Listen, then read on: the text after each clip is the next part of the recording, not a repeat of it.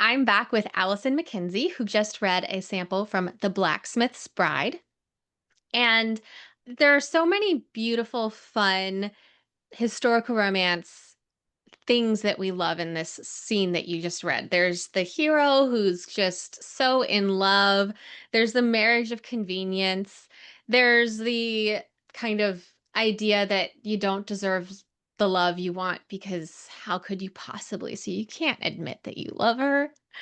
Tell me about how you got into this story and the tropes that you explored, and since this is your first historical romance, Mhm. why those are the tropes that you think that called to you the most? So you mentioned Robin Hood earlier, when we mentioned that it's set in Nottinghamshire. This Yeah. story started almost 15 years ago now in a role-playing game my friends and I were playing based on the BBC show Robin Hood, which if you haven't seen it, I cannot honestly recommend it. But we had an RPG based on, and Elizabeth was my character, and Matthew was like one of the OCs who sort of turned up to support her story. And she had a bit of a relationship going on with her employer, the Lord of the Manor. And so I was sort of looking at that and thinking, what happens in a relationship that's that unbalanced? And what happens when you come away from that much worse off than when you started? And then you have to think, what am I going to do now? I have no power in this situation whatsoever. And the person who should have been protecting me is not going to do that. And I think that's something that a lot of young people, especially, go through in their early 20s. I know I did. I know a lot of my friends did, where you get into a relationship with someone who's older and in a position of power over you. And you think to yourself that you're the one in control. And then all of a sudden it comes crashing down that no, you're absolutely not.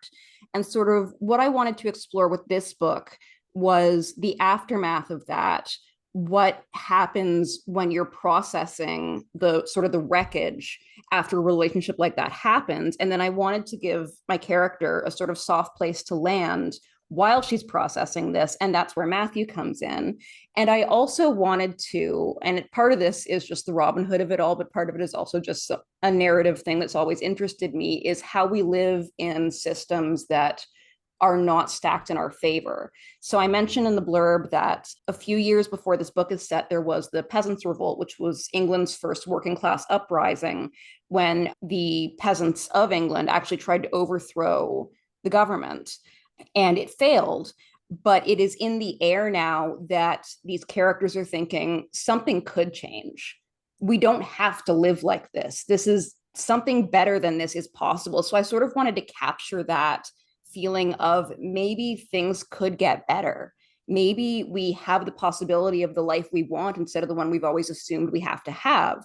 And so I think something like Marriage of Convenience is also really good for that, because it's usually a compromise in some way. It's, well, I need to get married, so we're going to get married, and it's not perfect and it's not a fairy tale, but it is what it is. And then slowly you start to realize, oh, this is better. This is for me. This isn't just about making the best of things. This could work.